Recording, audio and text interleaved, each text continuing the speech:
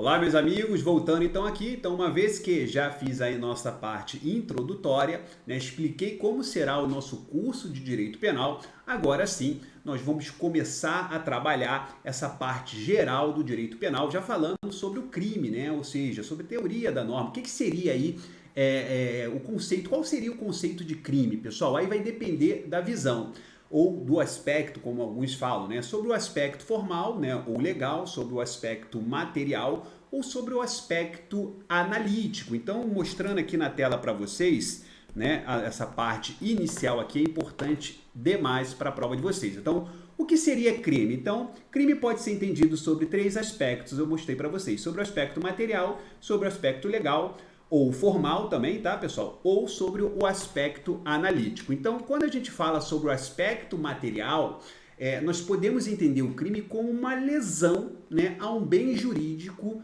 de terceiros, por exemplo, uma lesão à vida, então uma lesão que há uma proteção a um bem jurídico de terceiros, por isso que tem que ter aí uma proteção pelo próprio direito penal. Então, o crime sobre a visão, sobre o aspecto material, seria aí justamente uma lesão, aplicada ao bem jurídico de terceiros que tenha aí uma proteção do direito penal. Já sobre o aspecto legal ou sobre o aspecto formal, a gente vai entender o crime, tá, pessoal? É importante demais, como o que está descrito na lei. Por exemplo, se você for lá no artigo 121, tá lá, matar alguém, ou se for lá no artigo 155, subtrair coisa alheia, coisa móvel, alheia, ou seja, de terceiros. Então você está tendo uma descrição do que seria o crime sobre o aspecto formal e sobre o aspecto legal, que é a mesma coisa. A banca pode usar aspecto legal ou aspecto formal. Já sobre numa visão analítica, sobre o aspecto analítico, nós vamos ter o crime como um fato típico, antijurídico e culpável, pois nós adotamos a teoria tripartite. Então você tem que tomar muito cuidado com isso, tá, pessoal? Então, sobre o aspecto analítico, que é a parte que mais cai e a parte que nós vamos destrinchar aqui dentro dessa visão geral do direito penal. Então, você tem ali o crime como fato típico, porque está descrito em lei, antijurídico ou ilícito e culpável. E é aqui que nós vamos começar a falar das excludentes mais para frente. Mas antes, vamos avançando então aqui na tela para a gente formalizar aí o que a gente já mencionou aqui. Então você tem lá, sobre o aspecto material, crime é toda ação humana que lesa ou expõe a perigo um bem jurídico de terceiro que, por sua relevância, merece aí a proteção penal. Então aqui, pessoal, mais uma vez, nós estamos falando do direito penal, ou seja, sobre o crime, dentro de uma visão material. Já numa visão formal ou legal, ou sobre o aspecto legal ou formal, o crime é toda infração penal a que a lei comina pena de reclusão ou detenção. Ou seja, matar alguém, pena, aí você vai ter lá, pena de reclusão. Traficar drogas, por exemplo, está lá na lei 11.343, vai ter uma pena, hora de reclusão, hora de detenção, vai depender do dispositivo, se é um crime privilegiado, se é um crime praticado ali, que é sobre a questão do consumo. Então isso tem vários crimes lá na própria lei 11.343, mas tráfico mesmo é o artigo 33 da lei 11.343. Então isso é o crime, porque há uma pena cominada, existe uma pena cominada de detenção ou reclusão, diferente lá das contravenções penais. Então, dentro daquela visão de infrações, ou seja, infrações penais, o que seria aí uma infração penal? Ou ora vai ser um crime, ora vai ser uma contravenção. Mas quando for um crime, vai ser punido com pena de detenção ou reclusão, e quando for uma contravenção, vai ser punida aí com pena de prisão simples, que no caso o máximo seria até 5 anos, ou multa, vai depender. Mas aqui nós estamos falando da visão do crime sobre o aspecto legal, sobre o aspecto formal. Vamos avançando aqui na visão, ou seja, sobre o aspecto analítico. Então você tem lá, segundo a teoria tripartita, no caso que a gente adotou aqui no Brasil, a teoria tripartida, do crime, que entendiam que o crime era um fato típico, ilícito e culpável. Essa é a teoria que predomina no Brasil, embora haja muitos defensores da terceira teoria, ou seja, que seria aí um fato típico, né, antijurídico, culpável e punível, por exemplo, como tem alguns que falam que seria um fato típico e antijurídico somente. Então isso tudo a gente vai aprofundar mais ainda de uma forma detalhada daqui a pouquinho. Mas para a gente entender, né, a questão do crime, a questão da legalidade, a questão da matéria do direito penal, né, a matéria do direito penal, vamos começar a falar um pouco aqui sobre os princípios, muitos deles constitucionais ao direito penal, como o próprio princípio da legalidade, né? Então só pode existir um crime uma vez que haja lei, tá? Cuidado, tá, pessoal? Matéria de direito penal é reservada à lei ordinária federal. Não podemos, como regra, tratar matéria de direito penal, por exemplo, por medida provisória, né? Agora, existe um posicionamento do STF dizendo que há possibilidade de medida provisória tratar sobre matéria de direito penal quando for para beneficiar o réu. Eu vou já mostrar para vocês daqui a pouquinho esta exceção. Então vamos aqui na tela, vamos começar a falar sobre os princípios e depois a gente volta aí para essa parte sobre os crimes de uma forma mais detalhada ainda. Então você tem lá o princípio da legalidade, foi o que eu falei para vocês, não há crime sem lei anterior que o defina, nem pena sem prévia cominação legal. E aqui é interessante a gente entender que esse conceito tanto está no artigo 5º da Constituição, bem como lá no próprio artigo 1º, pessoal, tá? No artigo 1º do Código Penal, vem lá também descrito esta definição sobre o princípio da legalidade. E quando a gente fala de princípio da legalidade, é preciso entender que a doutrina divide, né, em princípio da reserva legal, tá? É um ponto aqui interessante. E também sobre o princípio, há uma divisão, né, sobre o princípio da anterioridade. Vou botar aqui, ó, anterioridade da lei penal ou do direito penal, né? Da lei penal. Tá bom? Então, esta divisão, tá, pessoal? Esta divisão é justamente uma divisão doutrinária, tá, pessoal? Uma divisão doutrinária. Eu acho que eu até coloquei aqui sobre o princípio da reserva. Ah, coloquei aqui, ó. Então aqui fica mais claro, não precisava nem ter destacado ali, né? Ó, princípio da legalidade, princípio da reserva legal e o princípio da anterioridade da lei penal. Então aqui, ó, o princípio da reserva legal, somente a lei pode definir crimes e combinar penas. Foi o que eu falei para vocês. Então, dentro do princípio da legalidade, matéria do direito penal é reservada à lei federal, né? Você não pode tratar como regra matéria de direito penal com medida provisória, mas existe aí posicionamento contrário. Então, ó, somente a lei pode definir crimes e combinar pena. Lei federal, tá, pessoal? Eu falo aqui porque pode um Estado criar um crime? Não. Um fato típico antijurídico culpável? Claro que não.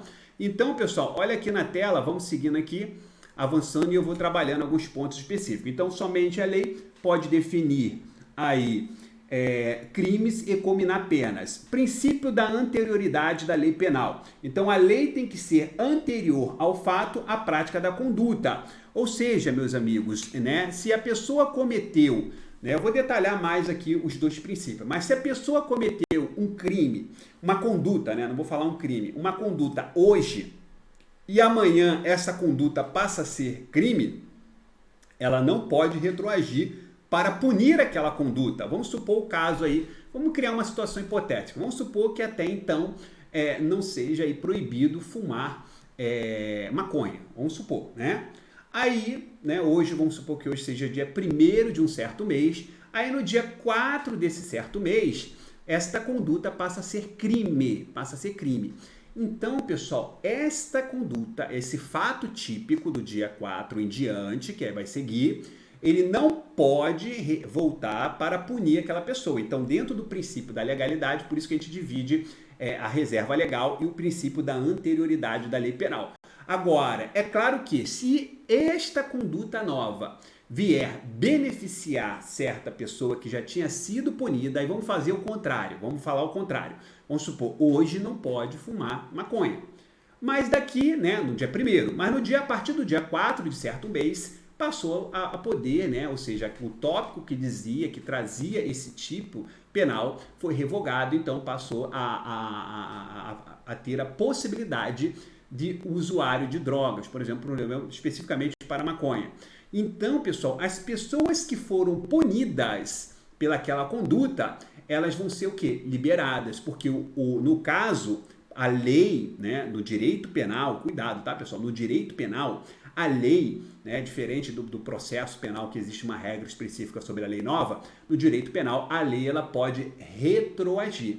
Para quê? Para beneficiar o réu, tá? Então, isso tudo tem a ver justamente com o princípio, né, da legalidade, basicamente, mas também tem a questão do princípio da irretroatividade da lei penal ou ultratividade da lei penal, que nós vamos falar ali dentro de leis excepcionais e leis temporárias. Ok, pessoal? Então, voltando aqui na tela, vamos lá então. Então, o princípio da reserva legal, mais uma vez, somente a lei pode definir aí o crime e combinar penas. E aqui, lembrando sempre, né, que esse princípio da legalidade, né, pessoal, traz aí uma visão, por exemplo, de normas penais em branco, né? O que seria, por exemplo, se não existe um fato punido, né, específico, você pode ter aí, né, ou seja, um fato detalhado, como acontece, por exemplo, a questão da norma penal em branco, é interessante a gente falar, como acontece pela lei de drogas, né? Por exemplo, é uma lei que ela tipifica o tráfico de drogas. Mas o que seria drogas? Então,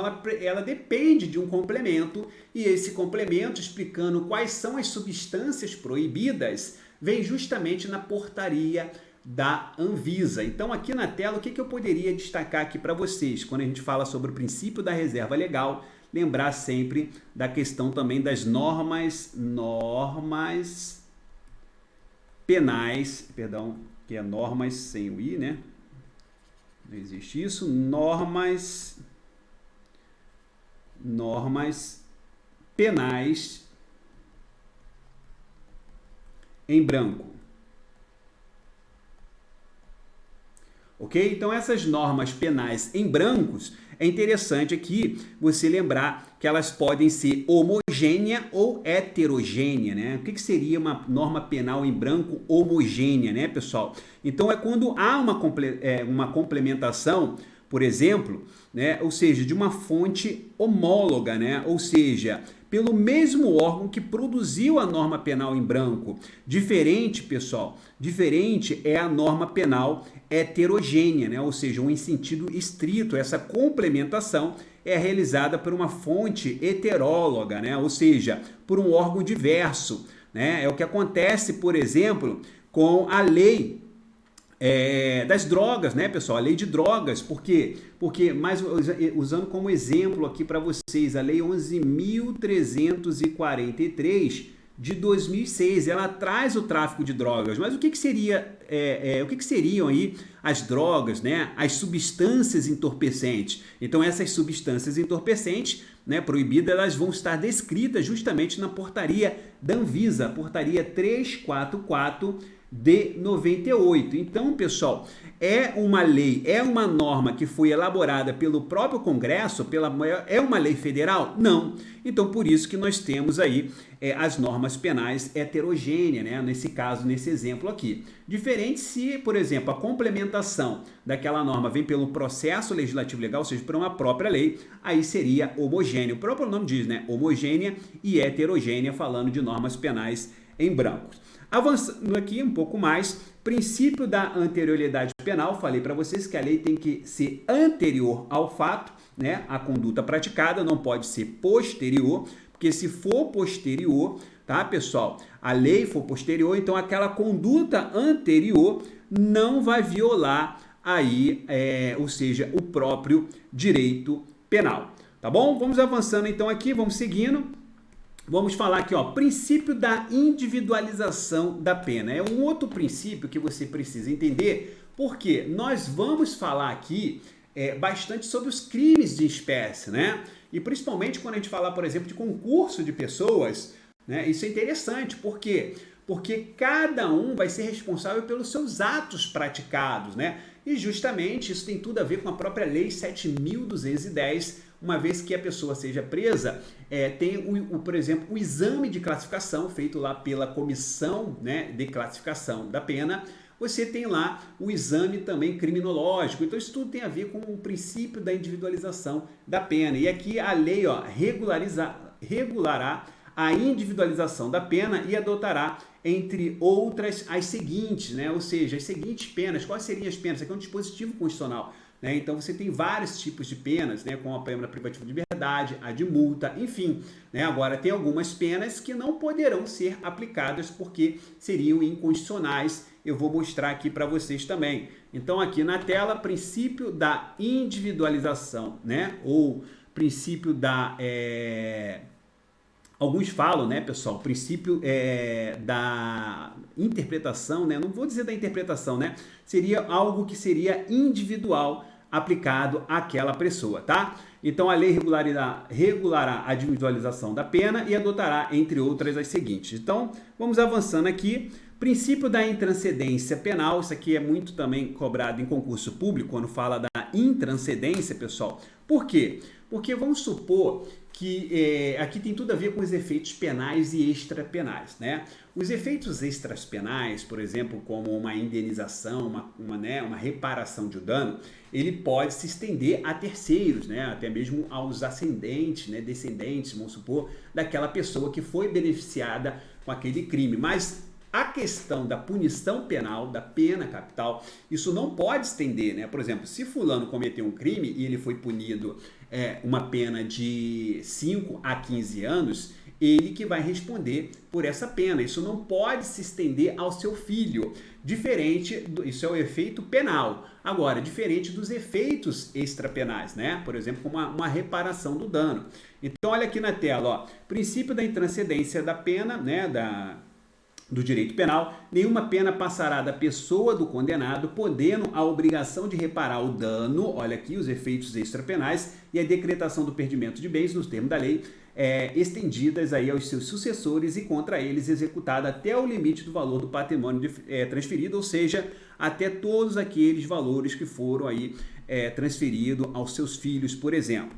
Seguindo aqui, conforme eu falei para vocês, ó, o princípio da limitação das penas, né, ou da humanidade, que eu queria falar ali, tinha esquecido esse nome aqui, humanidade. Então, isso aqui, pessoal, é justamente o que destaca a Constituição Federal no seu artigo 5º, diz, ó, não haverá penas, né, de morte, como regra geral, salvo em caso de guerra declarada, nos termos lá do artigo 44, do inciso 19, de caráter perpétuo também não, de trabalhos forçados também não, de banimento e cruéis. Então, essas penas não poderão ser aplicadas no nosso sistema jurídico brasileiro, né? Ou seja, você não pode utilizar esse tipo de pena, seria aí totalmente inconstitucional, porque essas penas vão de encontro à Constituição Federal de 88. Então, o princípio da limitação das penas ou da humanidade.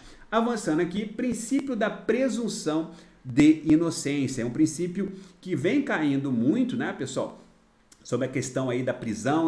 Ninguém será considerado culpado até o trânsito julgado de sentença penal condenatória. É um outro princípio constitucional, porque está disposto lá na própria Constituição, tá, pessoal? Mas o que seria aí, né, o trânsito em julgado de sentença penal condenatória, né? Então, nessa caso, né, pessoal, é uma situação vamos dizer assim, na qual a própria sentença proferida, né, no processo criminal condena uma pessoa, né, condena aquele réu, né, ele não pode mais, ou seja, não pode mais ser modificada através de recurso. Então não há possibilidade.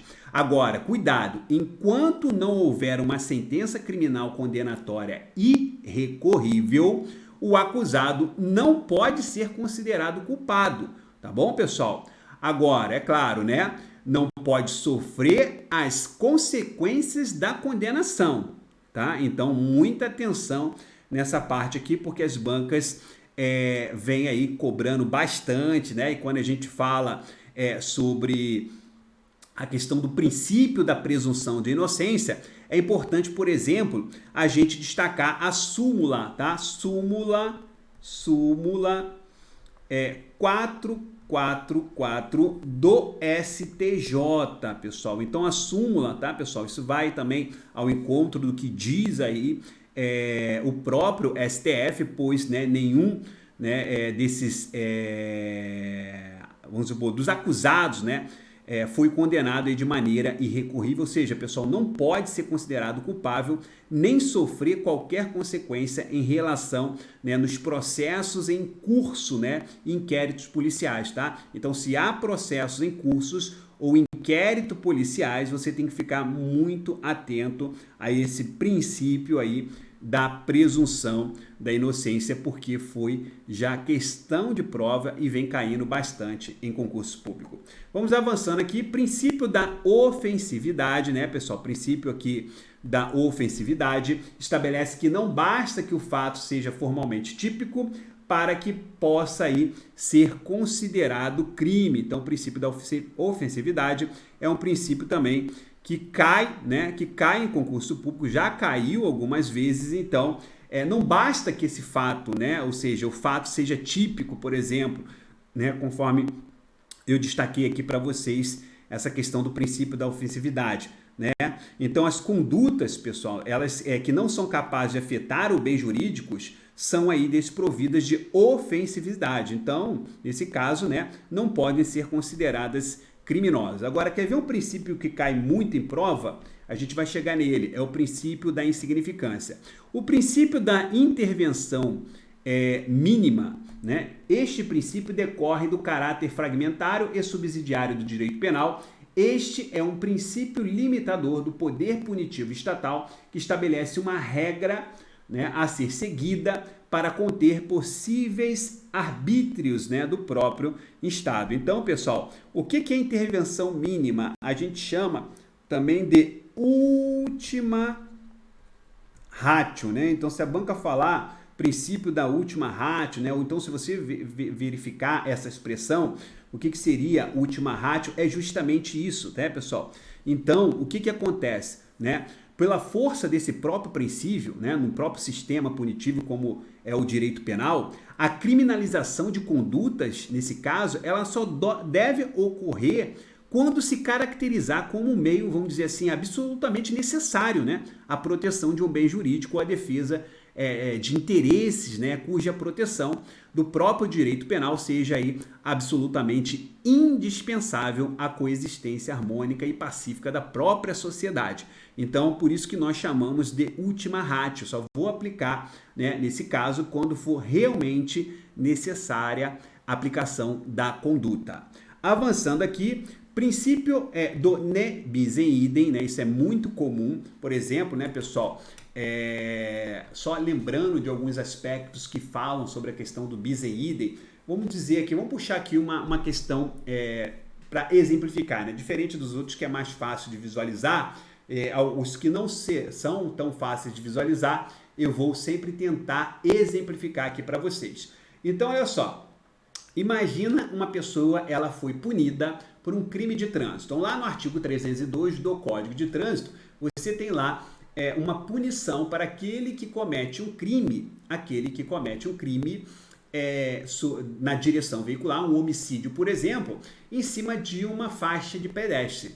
Só que esta mesma conduta de crimes de trânsito, quando é praticado em cima de uma faixa de pedestre, vem lá a possibilidade de agravantes genéricas no próprio artigo 298 do Código de Trânsito. Então, lá no artigo 298, você tem as agravantes genéricas. E segundo os tribunais, em 3 situações específicas que serão aumentos, né, que serão majorantes, aumento de pena de 1/3 à metade, como na própria faixa de pedestre, quando for motorista profissional de passageiro, ou quando a pessoa tiver sem habilitação, cometeu homicídio ou lesão corporal, tem aumento de pena de 1/3 à metade.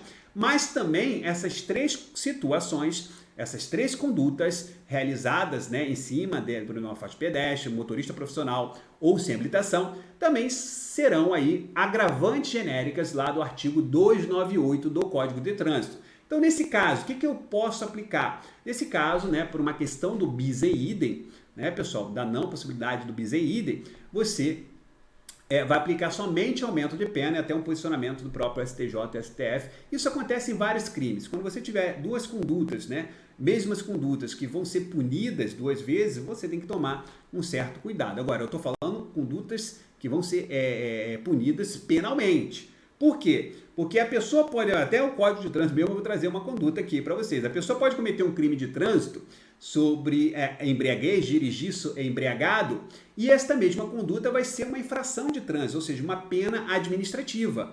Então, pessoa, então não aplica por questão do bis in idem, não, aí é outra situação. Então, ali na esfera administrativa, ele vai ter uma infração gravíssima, né? Mas também, dependendo do índice de embriaguez, do índice, né, encontrado naquela pessoa de substância alcoólica ou qualquer outra substância psicoativa, pode ser também um crime. Então, não tem a questão do bis in idem aqui. Tá? O primeiro exemplo eu falei dentro da esfera penal mesmo, as agravantes e as majorantes. E no segundo exemplo, eu falei sobre uma visão, né? Ou seja, sobre um aspecto penal e um aspecto administrativo. Então, você consegue visualizar essa questão do bis in idem e ajuda também na revisão aí dentro dessa parte de leis penais. Então, ó, pessoal, por este princípio, entende-se que uma pessoa não pode ser punida duplamente pelo mesmo fato. Foi o que eu dei o exemplo lá do artigo 298, junto com o artigo 302 e 303 do Código de Trânsito. Além disso, estabelece que uma pessoa não possa sequer ser processada duas vezes pelo mesmo fato, né? Então, isso tem tudo a ver com o princípio do ne bis in idem. Então, importante demais aí para a prova de vocês. Avançando aqui, o princípio da insignificância, que é o que mais cai, e aqui a gente vai voltar, né, a falar sobre esse princípio da insignificância, principalmente, pessoal, quando a gente falar sobre os crimes de uma forma geral, né? Quando eu começar a trabalhar os crimes de uma forma geral, aqui eu já vou citar algumas situações específicas, vou anotar aqui para vocês, porque é um princípio que cai muito em prova, né? Cai bastante dentro dessa parte, né, inicial do direito penal, é importante demais, porque as bancas vão perguntar se há possibilidade do princípio da bagatela ou princípio da insignificância em crimes contra a administração pública, por exemplo. A gente vai ver aqui que em certos casos, como regra geral não, mas em certas situações, como o próprio crime de descaminho, né, os crimes tributários de uma forma geral, né, os crimes aplicados lá pela própria lei 8.137, que traz os crimes contra a ordem tributária, né, contra a ordem econômica. Então, existe a possibilidade, em certos casos, né, pelo próprio STF como o STJ, né, ou seja, o limite ali já estabelecido, né, antigamente era 20 mil e 10 mil, hoje para ambos os tribunais, princípio da insignificância, 20 mil reais. Então, assim você vai aprender quando a gente falar sobre os crimes de espécie e quando eu abordar, não sei se você vai estudar comigo ou com algum outro professor, leis penais, eu vou voltar a falar desse princípio dentro das leis penais abordadas, nas leis de droga, Maria da Penha, né? 11.340, no Código de Trânsito, ou seja, na nova lei, no crime de abuso de autoridade, a lei 13.869, enfim, né, preconceitos, tortura. Então, existem várias leis que as bancas gostam de mencionar que é possível, em determinada situação, aplicar o princípio da insignificância e muitas vezes não teremos aí essa possibilidade, né, ou essas possibilidades aí, tá bom? Então, pessoal, voltando aqui na tela, seguindo aqui, você tem lá princípio da insignificância. As condutas que ofendam minimamente os bens jurídicos penais tutelados não podem ser considerados crimes, já que não são capazes de lesionar de maneira eficaz o sentimento social de paz. Então, pessoal, para o próprio STF, ó, isso aqui é interessante e cai muito. Então, para o STF, né, para que possa ou não aplicar o princípio da insignificância, nós temos que nos ficar atentos, vamos dizer assim, sobre a questão dos requisitos,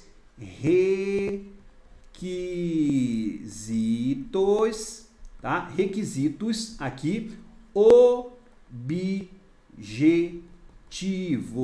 E quais seriam, professor, esses requisitos aqui objetivo? Então tem que ter ali, né, uma mínima ofensividade da conduta. Vamos destacar aqui, ó, mínima ofensividade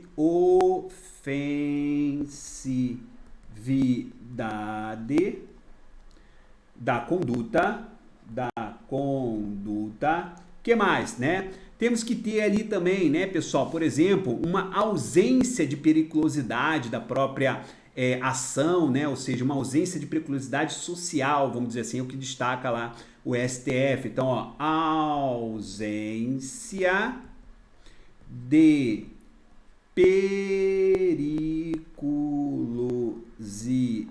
periculosidade social da ação, tá? Além disso, para o STF, né, para o STJ também, mas o STJ, na verdade, ele destaca outros requisitos de ordem subjetiva, que eu vou falar para vocês aqui também. Então, além disso, né, além da mínima ofensividade da conduta, para aplicar o princípio da insignificância, tá, pessoal? Então, tem que tomar cuidado, tá? Então, tudo tem que ser avaliado no caso concreto, segundo o STF. Então, para que seja aplicado, temos que ter, né, ou seja, presentes requisitos objetivos, ou seja, mínima ofensividade da conduta, ausência de periculosidade social da ação, além disso, um reduzido grau de reprovabilidade, né? Então, vou colocar aqui, ó, reduzido grau de reprovação, vou botar assim, reprovabilidade, tá? Né, dessa ação, desse comportamento do agente. E para fechar também tem que ter lá uma inexpressiva, né, ou seja, uma inexpressividade desta lesão que afetou um bem jurídico, tá? Protegido. Então aqui, ó, resumindo, inexpressividade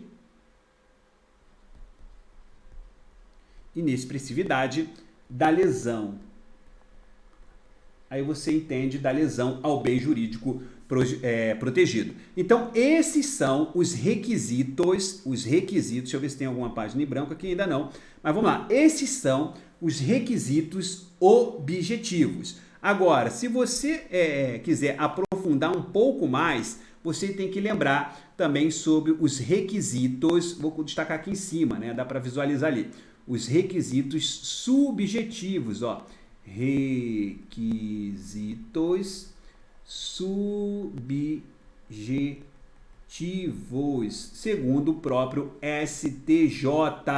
Então, requisitos objetivos e requisitos subjetivos, tá? De ordem subjetiva. Ou seja, tem que levar em consideração, pessoal, vou destacar aqui em outra cor para não embolar aqui as informações, você tem que lembrar na hora da prova a questão da importância do objeto material do crime para a vítima, né? Verificando aí, pessoal, o caso concreto, né? Se houve ou não de fato uma lesão. Vou resumir aqui um texto para ficar como revisão de vocês. Então, temos que levar em conta a importância. Esta importância, conforme eu falei para vocês, é do objeto, importância do objeto material, tá? Do crime para a vítima, do crime para a vítima, então a importância do objeto material do crime para a vítima, tá ok? E dentro dessa visão, né, dessa importância, né, você vai verificar se realmente no caso concreto, tá, se houve ou não de fato uma lesão. Se houve ou não uma lesão. Então, seria aí a questão dos requisitos de ordem subjetiva ou requisitos subjetivos. Então, esses requisitos, seja um requisito objetivo, seja um requisito subjetivo, isso tem tudo a ver com o princípio da insignificância, tá, pessoal? Não esqueçam. Aí aqui eu já adianto alguns pontos importantes para vocês, tá bom? Eu já adianto alguns pontos importantes. Por exemplo, destacando aqui, ó, para vocês não esquecerem na prova. Por exemplo, não cabe, pessoal, o princípio, né, da insignificância. Quando eu falo, né, pessoal, de mínima ofensividade da conduta, ausência de periculosidade da ação, reduzido grau, né, a inexpressividade, pessoal, de uma lesão, e para o STJ ainda o requisito objetivo, né, a importância do objeto material para a vítima, por exemplo, não cabe em furto qualificado. A gente vai falar sobre ele, né, as qualificadoras objetivas, subjetivas, lá no furto, lá no artigo 155. Então, nesse caso aqui, o furto qualificado não pode ser aplicado. Por exemplo, crime de moeda falsa, pessoal. Moeda falsa, tá? Também não teremos a possibilidade de aplicar o princípio da insignificância, o tráfico de drogas, o tráfico propriamente dito, né, pessoal, de tráfico de drogas, lá do artigo 33, ó, tráfico de drogas, também eu não vou poder, né, nesse caso, aplicar o princípio da insignificância, né? Por exemplo, o roubo, pessoal, o roubo, né? Você tem ali violência ou grave ameaça, não pode existir, tá, pessoal? Ou qualquer outro crime, né, que tenha violência ou grave ameaça, tá? O roubo, aqui também não podemos aplicar o princípio da insignificância. Pessoal, isso aqui são questões de prova, tá? Anotem aí, já vão aí fixando, que a gente vai voltar a falar sobre isso nos crimes em espécie, mas já vão fixando aí, ó. Furto qualificados, que eu já estou lembrando aqui, eu já estou destacando, moeda falsa, né? Na Lei Maria da Penha lá também, quem quiser anotar aí já passa a ser, é porque eu estou falando dentro da parte dos crimes, né? Dentro da parte do direito penal, dos crimes em espécie, mas existem também o tráfico de drogas, por exemplo, é uma lei penal em espécie. Ó, o roubo, né? Sempre que houver violência ou grave ameaça, não há possibilidade, tá, pessoal? Ó, crimes contra a administração pública, eu falei para vocês, regra geral, tá? Administração pública, não há possibilidade. Cuidado que eu falei com a questão do descaminho, tá, pessoal? Os crimes aí materiais, né, contra a ordem tributária, de uma forma geral, podendo ali também a questão do princípio da insignificância, tá? Então tem que ficar atento a esse detalhe, a esses posicionamentos. Eu vou voltar a falar sobre isso aqui. Ok, pessoal? Então, voltando aqui para mim, né? Então, fica aí mais do que destacado para vocês essa parte aqui, né, inicial sobre o princípio da insignificância, mas é um assunto que eu vou sempre falar aqui para vocês. Ah, professor, essa parte introdutória dentro de teoria da norma, dentro de conceitos de crime, enfim, de uma forma geral, falando um pouco, eu não falei de todos os princípios, porque não há necessidade. Agora, quando a banca destaca lá princípios constitucionais, princípios do direito penal, aí você tem que aprofundar mesmo, tá? Mas essa parte pode cair sim, né? Principalmente junto com os crimes em espécie, bem como lá sobre o princípio da legalidade, o princípio da reserva legal, aquela questão lá do posicionamento do STF falando sobre matéria do direito penal, a proibição, né, por medida provisória, salvo se for alguma medida que venha beneficiar aí o réu. Então, pessoal, para a gente fechar esse bloco aqui, né, vamos ver uma questãozinha aqui na tela. Olha aqui, ó, vamos fazer aqui só, eu sempre vou trabalhar assim, tá? Teoria e muitas questões. Essa parte são poucas questões, uma parte mais inicial, mas depois nós vamos trabalhar muitas questões e depois vou trabalhar aí com questões específicas justamente do seu próprio concurso aí. Então, pessoal, olha aqui, ó, né, é claro, treinamento, a gente treina com todas as questões, mas é claro, a gente sempre vai dar uma ênfase maior para a banca do concurso. Mas vamos aqui então na tela aqui, vamos aqui na tela. Olha a nossa primeira questão, uma questão que tem aí, né, já mais de 2 anos aí, é uma questão que caiu para escrivão de polícia. Olha aí, ó, Instituto AOCP, pessoal, olha aí, ó, Instituto AOCP. O que que diz aí, ó? O artigo 1º, olha como que cai, né? Olha como que isso pode cair. Ah, isso cai? Tá aqui, ó, tô mostrando para vocês, Instituto AOCP. O artigo 1º do Código Penal afirma que não há crime sem lei anterior que o defina e que não há pena sem prévia cominação legal. Então, ó, o princípio disposto correspondente a qual princípio do direito penal, pessoal? Então, qual seria aqui o princípio, né? Bem fácil, uma questão aí bem tranquila, que se você errar, muitos vão passar à sua frente. Então, nós temos aqui o princípio da legalidade, meus amigos. Olha aqui, ó, princípio da legalidade, que pode ser dividido aí, né, em princípio da anterioridade da lei penal ou princípio da reserva legal. Gabarito aqui, letra A, questão fácil aqui. Ó, mais uma questão aí que caiu aí, ó, pessoal. Olha o que ele diz lá no texto, né? Uma questão de 2019 aí, né? Quase 2 anos aí, mais ou menos. O desvio punível não é o que, por características intrínsecas ou ontológicas, é reconhecido em cada ocasião como imoral, né? Como naturalmente anormal, como socialmente lesivo ou coisa semelhante. é aquele formal e previamente indicado pela lei como pressuposto necessário para a aplicação de uma pena. Né? Então ele traz aqui o seguinte, ó, vamos analisar aqui com calma. Ó. O desvio punível não é que, por características intrínsecas ou ontológicas, é reconhecido em cada ocasião como imoral, como naturalmente anormal, como socialmente lesivo ou semelhante. É aquele formal, olha aqui, ó, e previamente indicado pela lei. Então, pessoal, isso tem tudo a ver o que também? Com o princípio da anterior legalidade, né? Como pressuposto necessário para a aplicação de uma pena. O texto precedente faz referência principalmente aos princípios penais da, né? Então, bem fácil, né? Bem fácil, ó. Legalidade e anterioridade, gabarito letra A. Legalidade e anterioridade. Vamos avançando aqui, mais uma questão, ó, caiu para investigador de polícia, ó, Polícia Civil do Maranhão. O princípio da legalidade compreende, então o princípio da legalidade compreende, vamos lá, a capacidade mental de entendimento do caráter ilícito, pessoal, de fato, né? Que tu acha que é isso, né? Claro que não, né? De entendimento, né, pessoal, do ilícito do fato, isso tem a ver tudo com a questão da própria imputabilidade ou inimputabilidade, tá errado aí.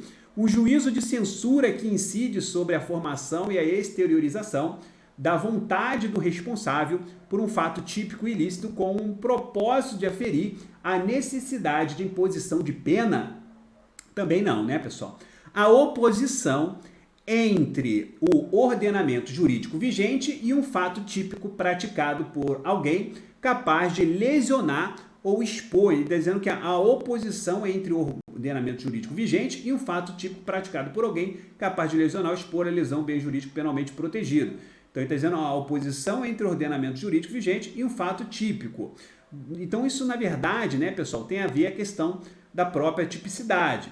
Olha a letra D. A obediência às formas e aos procedimentos exigidos na criação da lei penal. Então, legalidade é lei penal e principalmente na elaboração do seu conteúdo normativo. Então, acho que a letra B, ela na verdade é mais coerente, a letra D, né? Por quê? Porque ó, a obediência às formas e aos procedimentos exigidos na criação da lei penal. Né? Isso é princípio da legalidade, numa visão legal, uma visão ampla, uma visão constitucional. Né? Ou seja, procedimentos exigidos na criação da lei penal e principalmente na elaboração de seu conteúdo. Porque na letra C ele já fala sobre o crime especificamente, né? Ou seja, a oposição entre o ordenamento jurídico e o fato típico. Na verdade, o fato típico ele não pode se opor, né? Porque ele já é típico, né? Então ele não pode se opor ao ordenamento jurídico penal.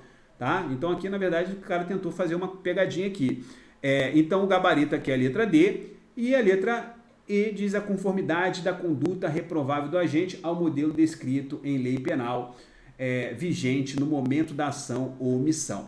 Pessoal, na verdade, né, isso tem a ver com a questão da... Aí depois a gente vai falar um pouquinho também sobre a questão da, ou seja, do princípio, né, da atividade, do princípio da ubiquidade. Então, o fato, né, ou seja, a teoria da atividade, né, pessoal? Porque você tem ali a questão do fato típico, né, ou seja, ação ou omissão, tá? Independente do local. Teoria, ou seja, da atividade. Então, você tem ali, agora, tem a ubiquidade, ação ou omissão, bem como onde o fato do resultado ocorreu. Então, nós temos aqui a questão do fato típico, né? Ou seja, a teoria da atividade aplicado ao momento da ação, tá? Bem como no espaço, né? Ou seja, a teoria da ubiquidade. Então, também, às vezes, as bancas gostam de cobrar essa parte aí, falando, né? Existe uma expressão até que a gente fala, ó, pessoal.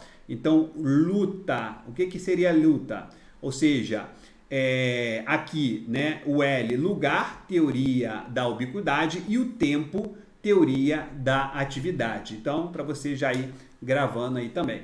Pessoal, então fechamos aqui mais um bloco, né? Fechamos nosso bloco aí, além do introdutório que eu já tinha feito, o nosso bloco praticamente inicial sobre a matéria propriamente dita, com muitas possibilidades de questões aqui, tá bom? Então revisem, anotem, depois o material também vai estar aí disponível para vocês. Então, pessoal, um grande abraço a todos e nos veremos aí no próximo bloco, na próxima videoaula. Até lá!